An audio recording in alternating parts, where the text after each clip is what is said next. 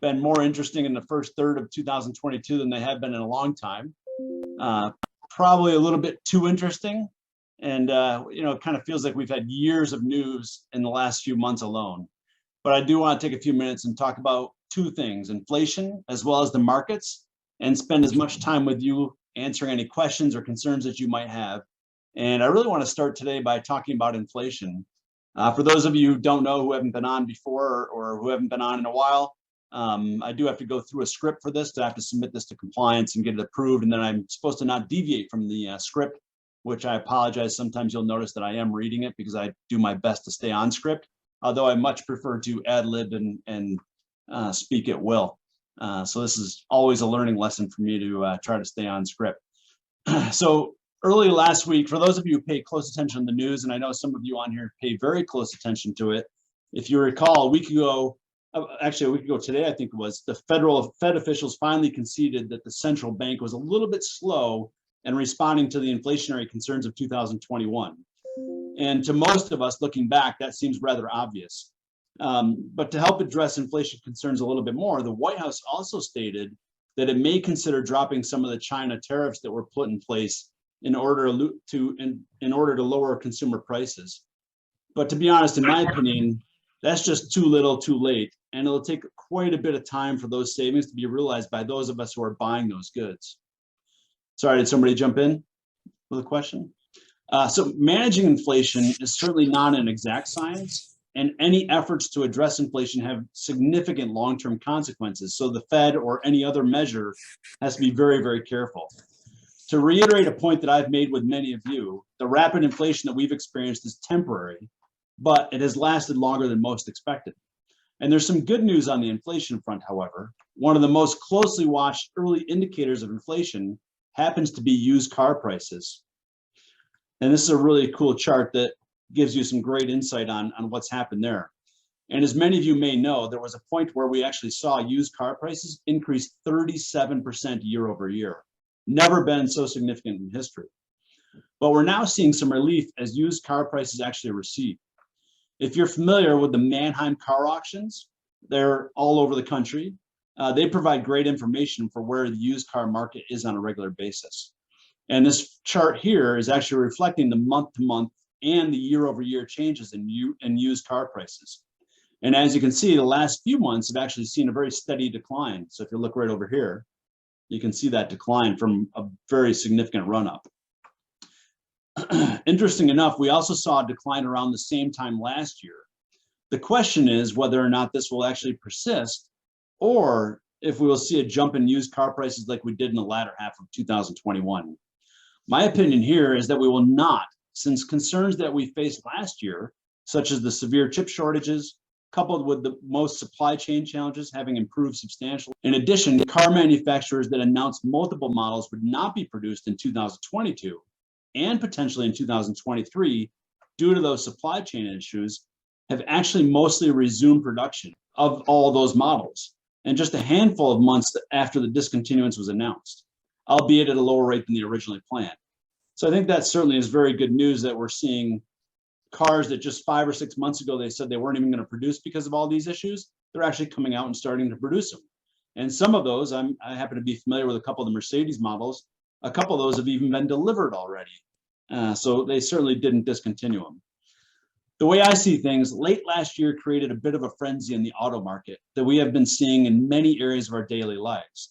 And the latest of that being the shortage in baby formula. With autos, the announcement of the elimination of production, the fascination with a shortage of chips, the excess money supply, pent-up demand, the slow-moving supply chain, and the highest personal savings rate in history led to people go on a buying frenzy that was only furthered by the media's attention being paid to the situation.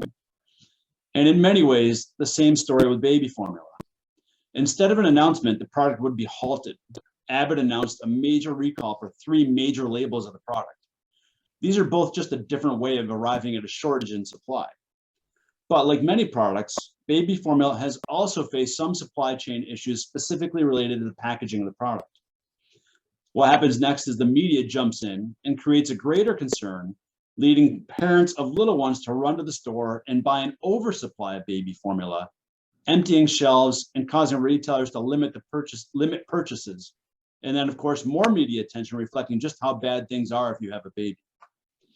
You may recall that not too long ago, the same series of events applied to toilet paper. And if you have a rear end like I do, you had best get yourself to the store and get as much toilet paper as you possibly can fit in your car, so you don't have to deal with all the issues that people, well, you kind of get the point, right? If we stop and think about it for a moment, there's a long list of other products that have run the same course in the last couple of years. But that's nothing new. This has been going on for ages in the marketplace. You see, these are all examples of one of the major flaws in the human brain. A sense of scarcity and urgency leads to a run on a product or a service. The urgency principle is considered one of the most powerful aspects of the human brain. And a situation or an event that is considered urgent causes literally to suspend deliberate thought and act quickly no matter what the consequences are. And we're all guilty of this at some point. Oftentimes we look back and laugh at ourselves for letting that sense of urgency take over our minds.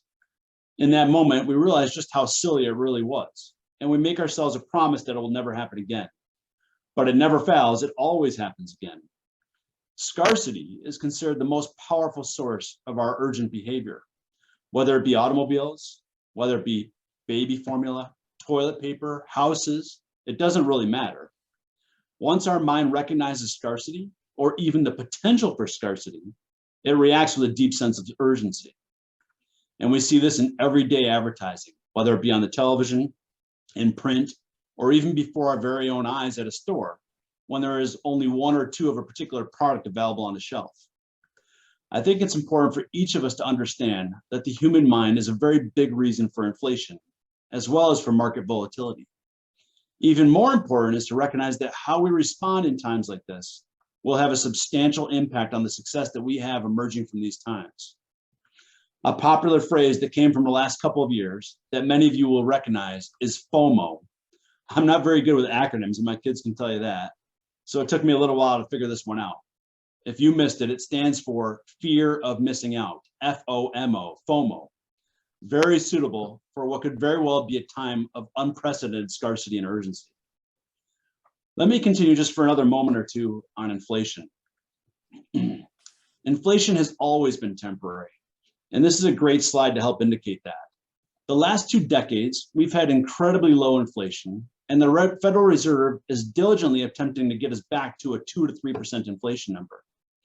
The result of many years of low inflation is that it becomes the expectation. When we experience higher inflation, it is that much more difficult to absorb because we've not experienced it for a long period of time.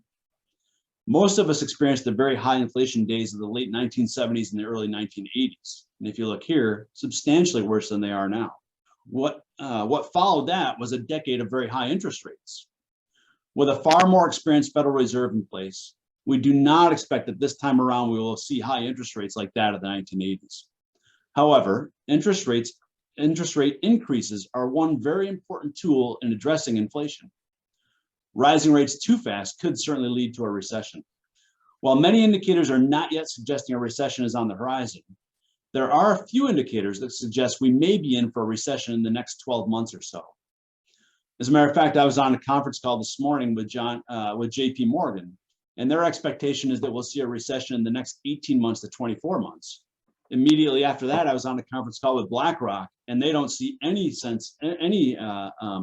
indicators for inflation in the next couple of years. So that just tells you how major companies, major analysts in the industry are completely detached as to what they think about the future. So one never knows, of course, until we're finally there. But one such indicator that could suggest that inflation's on the way is when unemployment rate and the inflation rate cross paths, as you see right here. I didn't actually include this chart to suggest that there's a recession coming. Instead, I actually thought it was quite incredible to see how violent the shifts are. The shifts are in each of these versus the last 40 years. Now, in 2008, we actually saw pretty substantial shifts as well. But look at the reversal. It was far more drawn out as opposed to the near immediate reversal here. So you can see the significant uprise, the significant decrease, and then a long drawn out recovery. And here you see the significant jump and boom, the recovery the drop, and boom, the recovery. So very, very interesting times. Let's shift now and talk about the markets. And it's important to understand our role as it relates to your finances in the markets. No matter where you are on your journey in life, our role is always to focus on your future financial well-being. We certainly do not take that responsibility lightly. January of next year will mark my 25th year of serving clients, a milestone that I'm not only proud of, but that absolutely shocks me considering how young the mirror seems to tell me I am every morning. Those 25 years started with a scenario that I thought would never play out again in my career, and I actually hoped would never play out again in my career. But sitting here today, I can tell you that we are experiencing a very similar scenario. Let's turn our focus back to the general markets. We've experienced a 5-week losing streak as of May 9th, and as of this week, as of today, 6 weeks of losing. Looking closely at this analysis of long weekly losing streaks dating back to 1953, those losing streaks had about a 50-50 chance of experiencing positive results over the next 3 months, with an average return of negative 0.1. Over the next 6 months, they've actually averaged a plus 0.3% return. And when we stretch that out for 12 months, the result is far better, with the average return being 9% and a positive result about 65% of the occurrences. Yes, every time is different, but this is one of the reasons it's important that we stay invested. The fact is that we never know what's going to happen or when it's going to happen.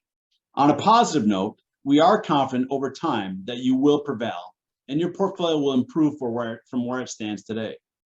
If we go back to 2007 here on the chart, and we think about all the challenges that we have faced as investors over that last 15 years, it's hard to believe what we've actually forgotten.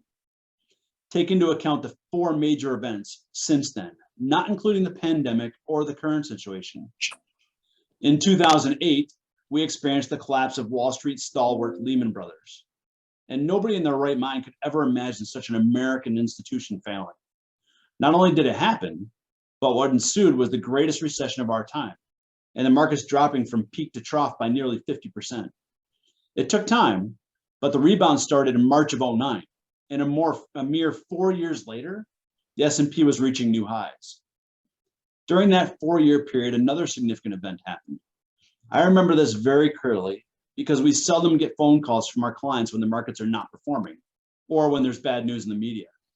We received numerous calls when the Standard & Poor's downgraded the US credit rating for the first time in history. Many people were concerned that the Chinese would immediately call their debt, sending our country into a further downward spiral. Many were concerned that the Chinese would immediately call their debt, sending our country into a further downward spiral.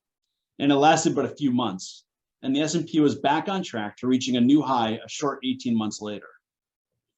Things sailed along nicely until 2016, when the ever-concerning Brexit fears mounted. How many of us remember Brexit? Many actually feared that the UK pulling out of the Union would cause an overall European collapse and then spread worldwide. The markets responded negatively, dropping 5% in 2 days. But that was short-lived, as they were back on track just a few days later. Then in 2018, the US-China trade war, coupled with some mistakes by the Federal Reserve, had many concerned about the future given the sizable tariffs and what seemed like an endless back and forth of threats and actions on the part of the US and Chinese. For those of you who remember that horrible quarter, we actually suffered over a 20% downturn in the markets at a time of year that historically is being celebrated because of the holidays and usually referred to as the Santa Claus rally. However, even this downturn didn't last, and immediately after Christmas, the market started to climb back and led us to the next market craze, the pandemic. I'm going to stop there, as the markets of the last 2 years are certainly recent enough in memory that we don't need reminders. But if you look at this chart, I think there is little doubt that what we are experiencing today will someday be one of those green boxes on a future chart. It's important to understand the devastating impact that improperly responding to the market conditions can have on a portfolio. When markets are experiencing a decline, it's fair to say and obvious that there are more people trying to get out than people trying to get into the market, hence the decreasing price. When people get out of the market, it typically takes them 4 months to 12 months to regain their confidence and get back into the market. Numerous studies have been done that reflect how poorly the average investor does versus the various indexes because of this very reason. To better understand why, I came across this study that shows how the markets have performed from 12/31 of 06 through 12/31 of 21. If you look at the top, if you were fully invested over that time frame in the S&P 500, you would have actually been up an incredible 10.66% a year. Said a different way, if you had started with $10,000, that would have grown to $45,000 over that 15-year period. Take a look at the next line. If you had missed just the best 10 days of performance over that same time frame, you would have actually cut your results by more than half with only a 5.05% return. Or instead of your 10,000 growing to 45,000, it would have only grown to $20,000. 10 days out of 15 years. It seems hard to believe. And I think that makes it fair to ask, what are the chances that someone actually misses the best 10 days? Well, considering that a steep decline means more people are getting out versus getting into the market, that means that folks took money out during that decline, and even more people took their money out during the big decline. As mentioned, those folks sit on the sidelines typically for 4 months to 12 months. Those are the people who missed the 10 best days, maybe even the best 20, 30, or 40 best days, and support the statistic that shows how poorly the average investor has done versus various indexes. Why? Listen to this. 90% of the best 10 days have occurred within 10 days of the worst days. Let me say that again. 90% of the best 10 days have occurred within 10 days of the worst days. So if more people are getting out on those worst days and they're sitting on the sidelines for 4 months to 12 months, those are the people who missed those 10 best days and as a result have suffered the consequences. So they sold out when the markets dropped, they didn't get back in, and they missed the best days. And there you have it. Fear wins out and underperforming as a result. Except I joined without. Just a reminder to mute your microphones, please. Okay. Let me just repeat. And there you have it. Fear wins out and underperformance is the result. Let's go to this next slide. Now, this slide, I don't intend for it to be meaningful. I just thought it was kind of fun to share. But last week, a week ago yesterday, CNBC ran its special titled Markets in Turmoil. And while this is certainly not a reasonable analysis to lead to any decision making, it's rather interesting to see what happened the 12 months following the airing of the show in the past. So going back to 2010, when Markets in Turmoil first started, there has never been a 12-month period that has resulted in a negative performance over the next 12 months following the airing of Markets in Turmoil. Again, that's not a meaningful analysis, but I thought it'd be one that was kind of fun to share. Here's one that's perhaps a bit more meaningful. Looking back a little bit further to 1946, the details are a bit different. This is not a 12-month snapshot, it's a calendar year snapshot. So in calendar years where there was a 13% or greater pullback, no matter when that occurred throughout the year, mid-year, early year, late year, this is showing the results for that particular calendar year. And interesting enough, the average calendar year result was a positive 2%. And you can see at the bottom here, the S&P 500 has seen one of its worst starts in to the year since World War II. However, history suggests that markets tend to recover given supportive fundamentals. Non-recessionary calendar years with 13% plus drawdowns have seen an average return of 2%. In fact, 7 of 15 years saw positive annual return in 14 of those 15 episodes. The S&P outperformed 2022's year-to-date returns. As such, we believe there is a meaningful upside for the S&P 500. And this is a piece from JP Morgan. Next, consumer confidence. Consumer confidence also is a very good indicator of what the future may hold. This goes back to 1971. And each time consumer confidence has fallen below 70, the market has seen a very strong rebound, ranging from 15.4% to over 40%. The March 2022 reading experienced a substantial drop to 59.4. Now, there's no telling if it will drop further from here, but if history repeats itself, we could be in store for a decent bounce in the markets. One of the beauties in life is we all get to choose how we spend our time. Some of you on this call get to make that choice more frequently than I do. But I want you to know that we're thankful for the time that you spend with our team, and today's no exception. If we could choose how to spend our time in the markets, I think we would all agree that we would far prefer spending our time in good markets as opposed to bad markets. Since we do not get to make that particular choice, I thought it'd be interesting to see how our time in the market is actually spent. Going all the way back to 1966, you can see that we have spent far more time in good markets than in bad. As a matter of fact, we have spent substantially more time in good times than in the bad, and the gains in the good times have far outweighed the losses in the bad times. Believe it or not, those bad times are actually healthy, as they give the markets the opportunity to recalibrate. They are also Darwinian in that they truly separate good investors from bad, allowing the bad to join the ranks of the underperforming and the good to continue to be rewarded. Life presents us with many ups and downs, and it's a shame that the markets have to add to that experience. The good news is that for most of you, we've worked together long enough to experience a few downturns and recognize that the light at the end of the tunnel shines bright. For those of you we have not yet been able to experience a downturn with, we look forward to helping you gain the confidence in our approach that will get you through this. Most of you have seen this emotional cycle diagram before. I actually came across this piece way back in my early years, and as a matter of fact, I found it in 1999, and I fell in love with it back then, and my love for this has only grown. The emotions can be considered the most significant factor in determining one's investment success. Warren Buffett's mentor, Benjamin Graham, famously stated that the intelligent investor is a realist who sells to optimists and buys from pessimists. In order to approach investing in that manner, one has no choice but to recognize that emotions of investing are truly the opposite of what they should be. And that's easy to understand, as we do not want to watch our hard-earned capital decrease in value for even a moment.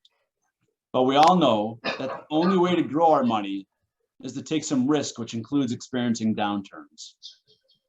And again, I think this is a great piece that shows the emotions that are tied to the movements in the market. But what we all know is that our emotions really should be the opposite, because we shouldn't be so euphoric when prices are really high. Perhaps we should be euphoric when prices are really low and present a great opportunity. Emotions play into the way we manage your money. The sense of security for your future is vitally important. And that's why we take the approach that we do. Every one of you has seen the following funnel approach in the past. And what's most important for you to recognize is that the distributions planned over the next 2 years have been very well insulated from the market turbulence we've been experiencing. The next tranche of money, that money that is for the following 5 years, is also invested quite conservatively to provide confidence in up to 7 years of income distributions. The portion of your portfolio that has experienced the recent volatility is that portion that is allocated and gives, the portion of your portfolio that has experienced the recent volatility is that portion of your portfolio that is primarily focused on your needs 7 years out and longer. The reason this is so important to understand is that although you may have needs now or in the near future, you also have needs and goals that are further out. Those latter needs and goals will increase in cost and time over time due to inflation, and the increased risk exposure for those assets is intended to help you keep pace or even exceed inflation. If you ever have questions on this or how we manage money, please never hesitate to reach out to us on. The final piece I'd like to share with you today helps demonstrate the value of asset allocation. I'll be out here. While asset allocation does not always work, especially when we look at it in smaller time periods, it tends to be quite successful over more reasonable time periods. This chart goes back to 2007 and demonstrates each asset class as a color. So I like to refer to this piece as investing in colors. If you take a close look at this, it provides the answer. Just a reminder, please be on mute. So let me just repeat. This chart goes back to 2007 and demonstrates each asset class as a color. So I like to refer to this piece as investing in colors. And if you take a close look at this, it provides the answer as to which asset class did the best each year, which is stacked at the top. So best performing at the top, and which did the worst each year, which is at the bottom. So being that by looking at this, you know exactly how each color or asset class performed over the last 15 years, let's go back to 2007 and pick which color you should have invested in. Other than the asset allocation box, by the way, what color would you have invested in over the last 15 years? And that's just it. If we can't pick the best performing color when we already know how each color is done, how can we possibly pick the best color when we don't have an answer as to what it's going to do? We never know what color or what asset class would do well, so we manage our risk by diversifying a portfolio. The level of diversification is determined by many things, including your time horizon, your risk tolerance, your spending needs, etc. From time to time, as you are watching the news and they're talking about the markets in general, be sure to think of this piece and investing in colors. While there are 10 asset classes in this chart, or 10 colors, the media tends to only refer to the markets as opposed to the asset classes. They don't break them down. Our objective is to manage your money toward your goals and your needs, which leads us to allocate your portfolio accordingly. By design, all things remaining equal, asset allocation will never outperform the best asset classes in a given year, nor will it ever underperform the worst performing asset classes. In closing, I recall many times where my parents or others I looked up to would emphasize how important it is to have a positive attitude. After experiencing a few people in my life that were clearly not told the same, I can say that I'm quite thankful I took my parents' advice. It seems that the same advice has been doled out far too often in today's world. A recent report on CNBC, as a matter of fact, on April 29th, to be exact, found that college graduates are overestimating their starting salaries by a whopping $50,000. Undergraduate students across all majors and institutions overestimated their starting salaries by an average of 88%. 10 years into their careers, students anticipate making more than $200,000, well above the average mid-career salary of $132,000. Perhaps this is a sure sign of an overdue employee-driven marketplace, or it is simply that positive attitude taken too far. Time will certainly tell.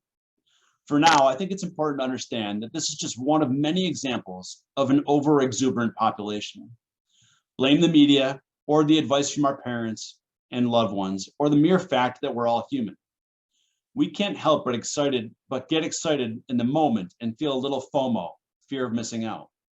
Whether it is a belief in a shortage of automobiles or houses or baby formula or toilet paper or whatever it might be that becomes news, most of us can't wait to take action.